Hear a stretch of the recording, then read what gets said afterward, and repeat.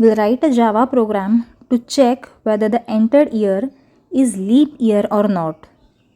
Since Java is truly object oriented, we'll begin with a class, declare a class name, then main function, public static void main, string args. The main is public static void for the accessibility and to serve as the program's entry point without returning a value.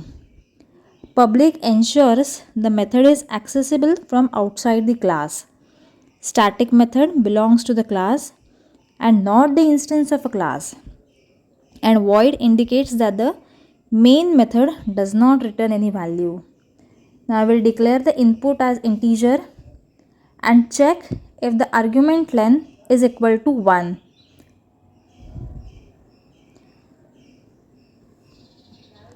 We are going to write this program using command line arguments.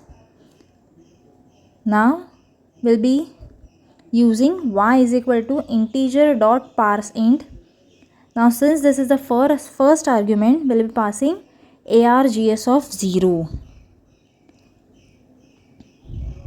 Usually the parse method receives some string as the input, extracts the necessary information from it and converts it into object of calling class. Now check for the condition of leap year. A leap year is a year with 366 days and exactly divisible by 4, except for the century years, that is the years ending with 00. The century year is a leap year only if it is perfectly divisible by 400. So we'll be applying all the conditions. Y mod 4 is equal to 0. At the same time, y mod 100 is equal to 0 or y mod 400 is equal to 0. If this condition is satisfied, we can say that the entered year is a leap year. So in order to display it, we'll be using system.out.println. Now here ln represents a new line. Otherwise the output will be printed on that line itself. Y, that is our entered year, we have used here plus operator in order to separate it, that is a space, and whatever we need to print, that will be printing in double quotes. End with a semicolon. Else part, again we'll say that it is not a leap year. Again we'll be using the same syntax, system.out.println. Y is our entered year, plus operator in order to separate, and double quotes. Whatever we print in the double quotes, it will be printed as it is. That is, it is not a leap year. End the curly bracket of if main function and a class. Now note here, while saving the program, always save the program using class name.java. Now here our class name is leap. So we will be saving the program using leap.java. We'll be executing this program in command prompt window. For that we need to have JDK installed on our PC.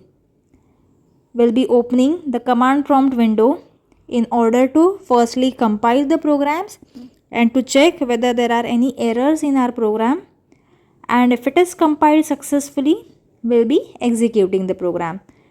Now initially we have saved this program on desktop. We have made a folder. So firstly we'll go to that desktop folder. We have used the command cd desktop, that is cd represents change directory.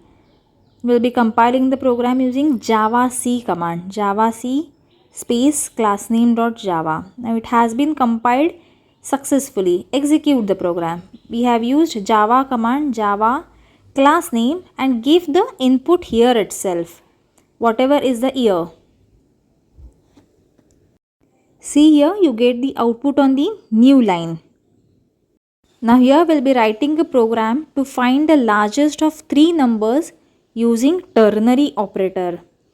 Now this ternary operator is represented by question mark and colon, and it is also called as conditional operator. Again, we'll begin our program with a class. Specify the class name. Declare the main function.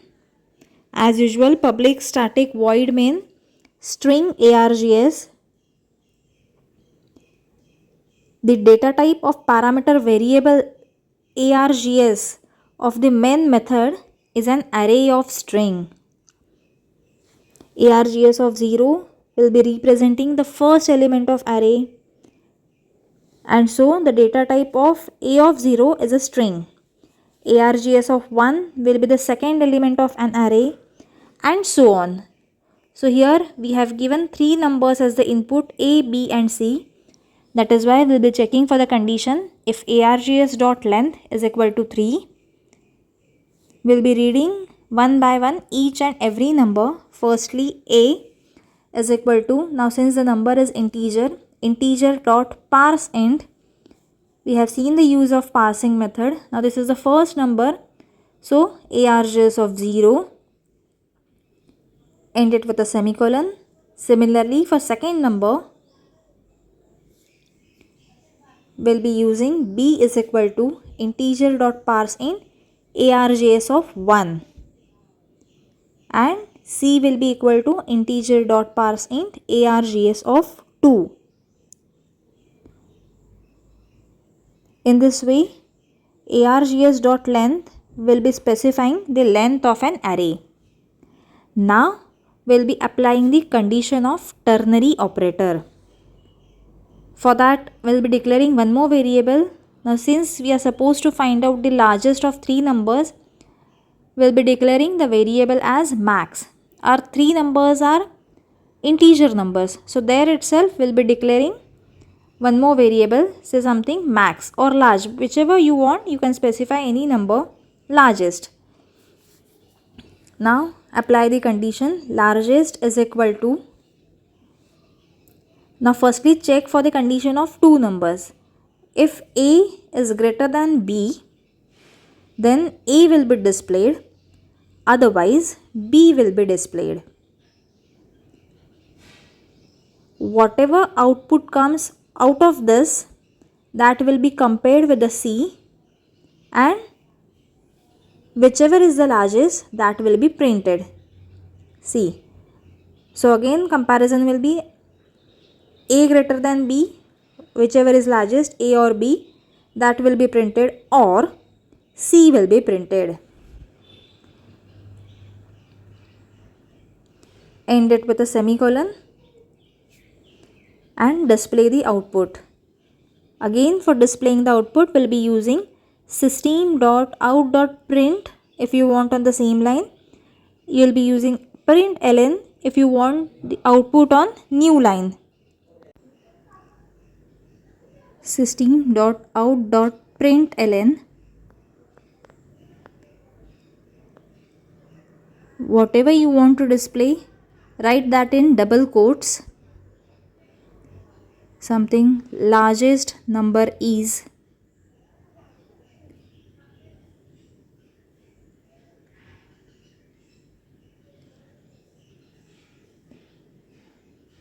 Use a plus operator and then display the actual value, that is largest. End it with a semicolon. Close the bracket of main function, bracket of your class. Again save the program using class name.java. This is something large.java. Now we will be saving this in our folder created on the desktop. Now already we are into that folder, so directly compile the program using javac command. Javac large.java. There is one error. We'll check for the error. Largest has not been initialized, so just initialize it to 0. Save the program. Again compile the program and execute the program. Now do remember, Java command line argument is an argument passed at the time of running the Java program. We need to pass the arguments as space separated values. See, we are passing the arguments as Java, class name, and then 3 numbers. Whichever is the largest, that will be displayed. The next program we are writing to check whether the entered number is an Armstrong number or not. Now basically the Armstrong number is a number such that sum of cube of digits is equal to the original number. We have declared the class. Again declare the main function, public static void main, string args. Now here we need just a single number. So declare only one number, int something n. Initially the sum of all these numbers, that is whatever digits we are going to separate out, will be 0. So initially declare sum 0. We have declared one variable d in order to separate out the digits, and one more number, say something variable m, in order to store the original number n. Initialize it to 0. Again read that number. So firstly you can use the condition if args.length is equal to 1, since this is a single number. Again this condition is not mandatory. You can skip this conditional. It is totally optional. Only the thing, args.length is the length of array. Do remember this. Now we have checked for the condition. Now again read the number using parsing method. Integer.parseInt. Now since this is a single number, we'll be passing the first argument, that is args of 0. End it with a semicolon. Now store this number into some another number, because we are going to perform all the operations on the original number. That is we have written the condition m is equal to n. Now check for the condition. While n not equal to 0, if this condition comes out to be true, we will be separating out the digits. For that we have used the condition d is equal to n mod 10. Single digit will be separated. Once you separate out the digits, find out the cube of digits and add it into the sum. Originally our sum was 0.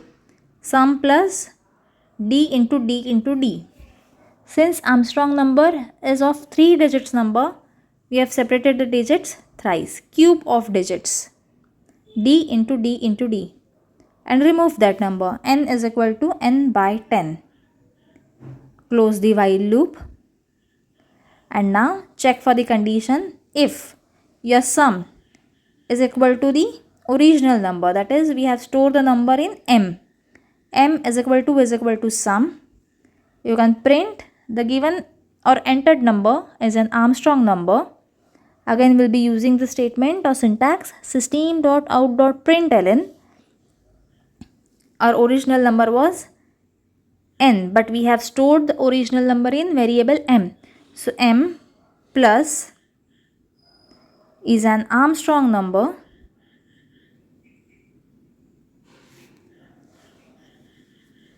else the given number is not an Armstrong number. Do remember, do not write n, because on n we have performed all the operations. So go and check for number m, where we have stored the original number. So just correct it. We have by mistakenly we have written n, just make it m. Close the class, close the main function,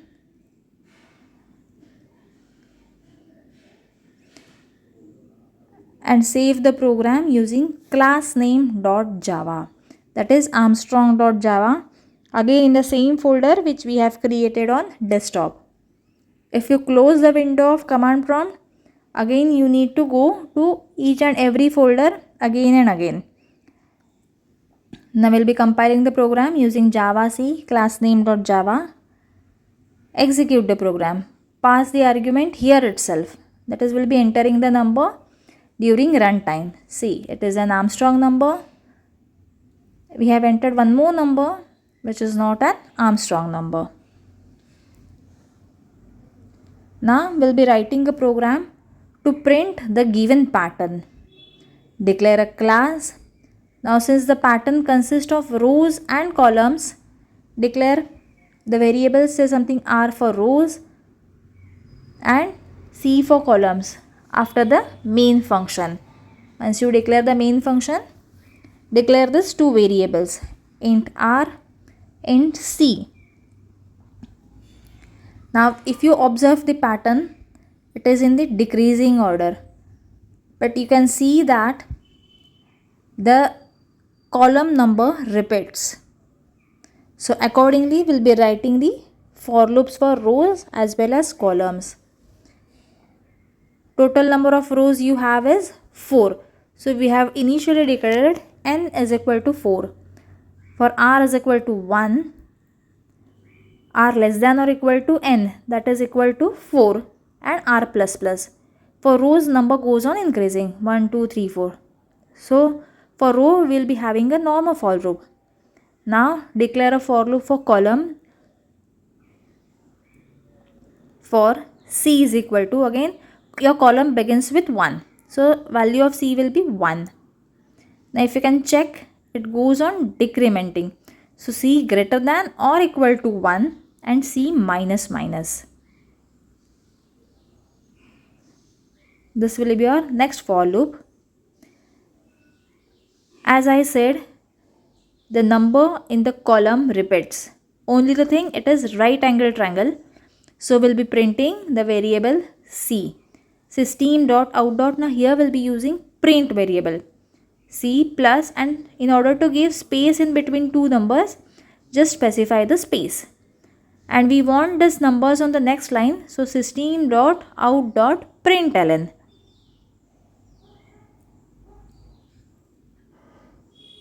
Okay, close main function and class. Again save the program using classname.java. Compile the program and then execute the program. Now here we do not need to give any kind of input. This is a straightforward question. So directly once you compile the program, and if you do not get any kind of error, directly you can execute the program and get the output. Now since I had closed the command prompt window, I need to change the directory again. I have compiled the program. There are no errors. So directly I'll be executing the program and I'll be getting the output. Yes.